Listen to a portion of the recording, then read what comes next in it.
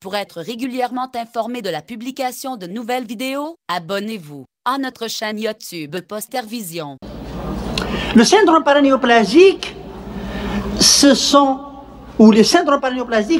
toutes les manifestations cliniques et ou biologiques en rapport avec un cancer, mais sans lien avec l'extension locale de ce cancer ou ses métastases à distance.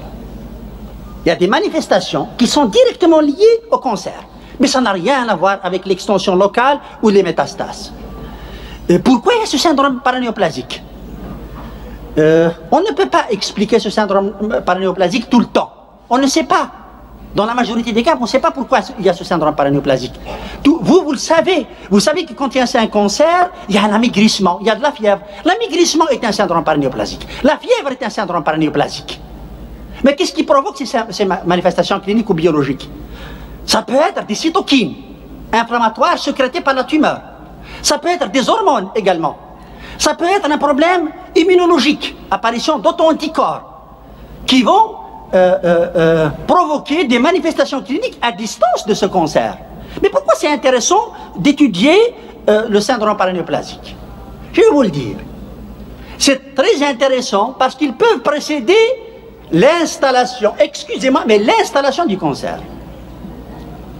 Donc, sur le plan diagnostic, c'est plus que dépister un cancer du sein.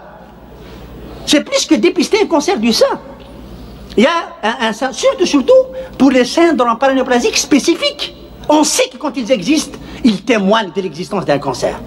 Et vous devez le savoir, ce syndrome paranéoplasique peut précéder pas des jours ou des semaines, pas des mois, mais des années avant l'éclosion du cancer.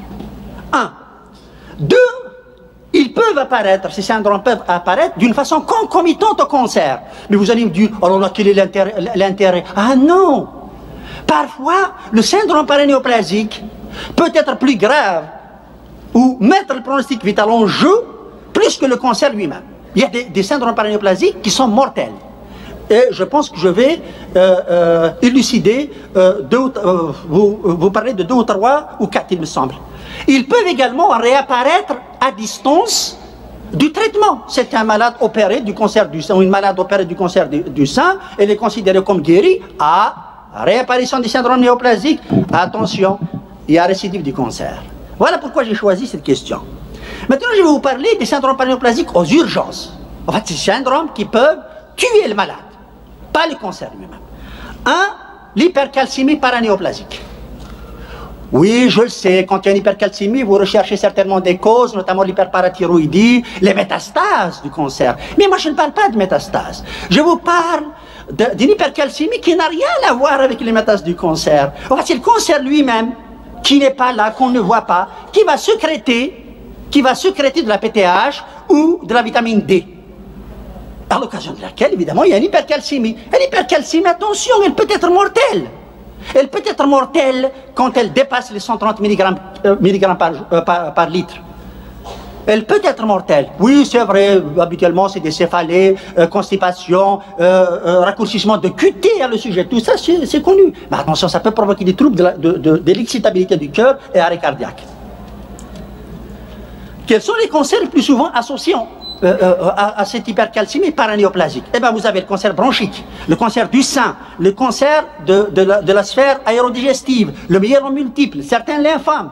Vous voyez, nous avons cette notion statistique qui va nous permettre d'aller les chercher. Le syndrome de Schwarzenberger, ça c'est connu, vous le connaissez, ou la sécrétion inappropriée d'ADH. À ce moment-là, s'il y a une sécrétion inappropriée d'ADH, nous allons voir quoi? Nous allons avoir quoi? Une rétention de l'eau libre qui va se manifester par une obsurie, mais surtout une hyponatrémie de dilution. Et nous avons maintenant la gravité de l'hyponatrémie. Plus l'hyponatrémie est profonde, plus l'installation est rapide, plus elle peut être mortelle, parce que ça peut aller des nausées, aux troubles du comportement, à la confusion mentale, au coma. Et quels sont les cancers le plus souvent associés au syndrome de Schwarzenberger ou hyponatrémie de dilution? Ben vous avez le cancer bronchique à petites cellules. L'hypoglycémie paranéoplasique. Je ne parle pas, attention, de l'insulinome. L'insulinome, c'est la tumeur elle-même qui va sécréter. Pas du tout. Non, non, non. C'est en dehors de ce cas de figure, c'est un syndrome paranéoplasique. Il y a une sécrétion d'insuline par cette tumeur qui n'est pas censée sécréter de l'insuline ou de l'IGF-2. Eh ben, ça va se manifester par des hypoglycémies. Les caractéristiques de l'hypoglycémie du syndrome paranéoplasique ou organique, contrairement aux hypoglycémies fonctionnelles, c'est des hypoglycémies qui apparaissent tardivement, en postprandial tardive, et qui sont corrigées par l'alimentation. Ça nous permet également là, dans ce cas de figure, d'aller chercher les grosses tumeurs, les sarcomes, les tumeurs mésenchymateuses.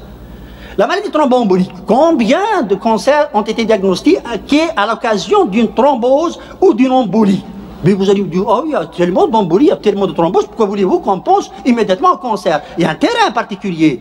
Il y a des localisations un petit peu particulières. Ce n'est pas normal que d'avoir une thrombose de la jugulaire. Ce n'est pas normal que d'avoir une thrombose du membre supérieur. Ce n'est pas normal que d'avoir un syndrome cave. Une thrombose de la veine cave supérieure, une thrombose de la veine cave. Voilà, c'est des localisations un petit peu particulières qui font tilt et qui nous disent, ah, peut-être que c'est un syndrome paranéoplasique. Et le plus souvent, c'est un cancer hématologique, c'est un cancer pulmonaire ou un cancer digestif. Ah, évidemment, là, j'en parle parce que le risque d'embolie pulmonaire et donc de décès. La dermatopolymyosite. La dermatopolymyosite, là également, ça peut mettre le pronostic en jeu, le pronostic vital en jeu.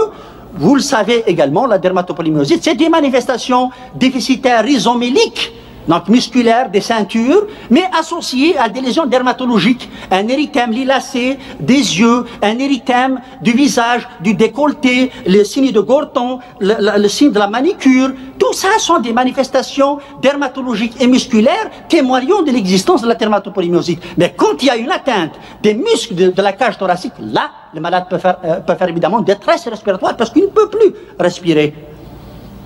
Et les cancers plus souvent associés à la dermatopolymyosite qu'on recherche systématiquement quand il y a une dermatopolymyosite, c'est les cancers de l'ovaire, du poumon, le sein, le pancréas, l'estomac et les lymphomes. Maintenant, il y a des syndromes paranéoplasiques spécifiques. Spécifiques. Quand ils existent, c'est à coup sûr un cancer. C'est à coup sûr un cancer. Je n'ai pas dit pathognomonique, j'ai dit spécifique. Vous avez l'acrokératose paranéoplasique de Basex. Alors là, c'est des lésions qui ressemblent au psoriasis. C'est des lésions qui ressemblent au psoriasis acromélique, donc au niveau des mains, des doigts, des orteils, mais également, là, ça fait évoquer ce syndrome quand ça touche le lobule de l'oreille ou le cartilage du nez. Ah, c'est habituellement le cancer des voies aérodigestives. Vous avez l'érythème giratum repens.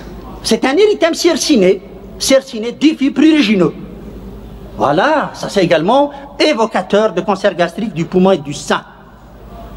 Vous avez, alors là c'est connu, je sais que vous le connaissez, l'érythème nécrolytique migrateur. C'est un placard érythémateur à centre bileux qui se nécrose à la fin. Waouh, ça c'est à coup sûr, ça, pratiquement du 100%, c'est pratiquement du pathognomonique, un glucagonome, cancer du pancréas.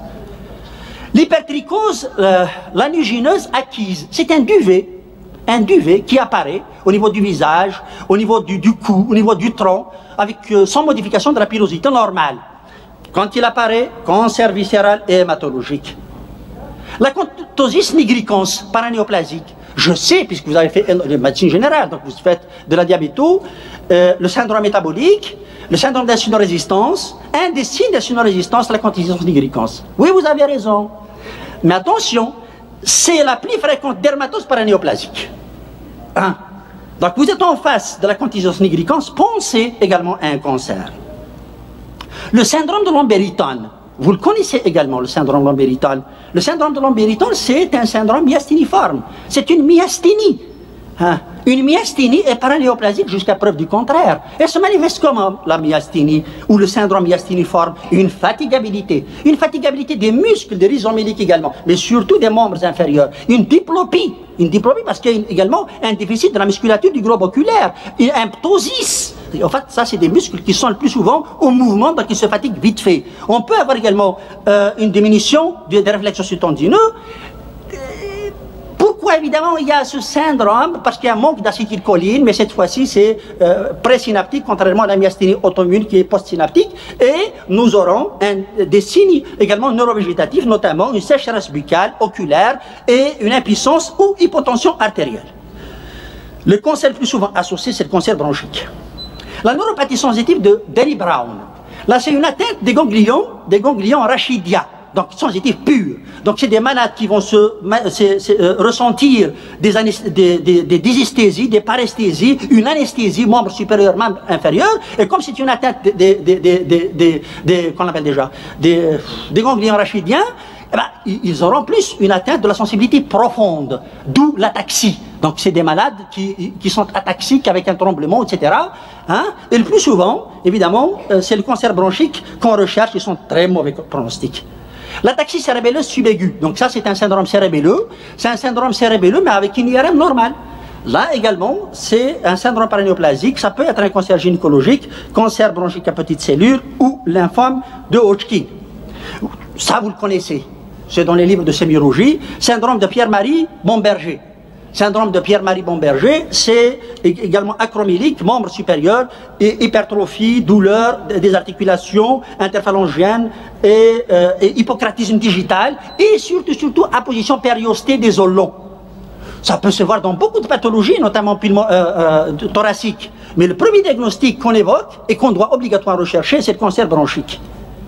Le syndrome carcinoïde. Le syndrome carcinoïde, c'est des bouffées vasomotrices. En fait, c'est des tumeurs carcinoïdes qui sécrètent des médiateurs, ces médiateurs, notamment la sérotonine, et qui provoquent à chaque sécrétion, à chaque lyse, donc des bouffées vasomotrices, notamment une rougeur, avec une chaleur et des diarrhées motrices. On peut avoir un bronchospasme, on peut avoir des télangiectasies persistantes au niveau du visage, ça ressemble un petit peu à la couperose, de l'éthylique.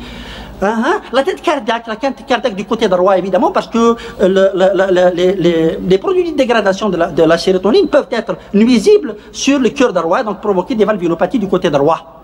Donc les tumeurs calcinoïdes ou au niveau digestif, bronchique ou ovarien. Le syndrome de Zollinger-Ellison également très connu, ben voilà, c'est des diarrhées motrices avec des ulcères un petit peu particuliers, de par leur siège, leur résistance au traitement, ils témoignent de la présence d'un gastrinome pancréatique. Le syndrome Poems, ça c'est également connu, il s'associe le plus souvent à maladie de Calère, au plasmocytome, c'est une polyneuropathie sensitive motrice, organomégalie, des signes endocriniens, notamment hyperpigmentation, hypocratisme, hypertrichose, souvent associés à une anomalie de l'électrophorèse des protéines de type gammapathie monoclonale. En conclusion, je suis à 13 minutes, c'est bien. Les syndromes paranéoplasiques sont nombreux. Certains sont très spécifiques, leur connaissance est importante. Ils peuvent être révélateurs du diagnostic ou de la récidive du cancer. Leur pronostic est souvent tributaire du cancer lui-même, parfois grave, nécessitant une prise en charge spécifique. Je vous remercie. Merci d'avoir regardé cette vidéo. Abonnez-vous et partagez-la sur Facebook. À très bientôt pour d'autres vidéos.